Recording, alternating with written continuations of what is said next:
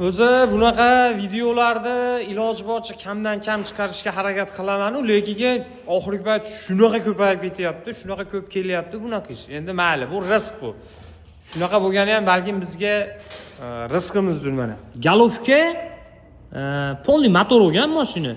Polli motordan keyin 2000 kilometr yuribdi, egasini aytish bo'yicha. 2000 kilometrning ichidagi shu 3-ochilishi deyapti.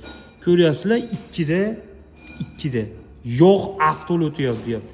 Mashina где-то 3000 kilometrga 2 litrcha avtol расход deyapti. Uje ochib yopib zerikdi aka, shunga bitta diagnoz qilib beringlar deyapti. Endi hozir buni olib qoldik. Xudo xolasa endi nima направлashligini ko'ramiz, tekshiramiz, nima ahvol, avtol qayerga ketyapti, nimaga bunaqa bo'lyapti. Qaranglar, mana shunda bitta problema bo'lyapti-da.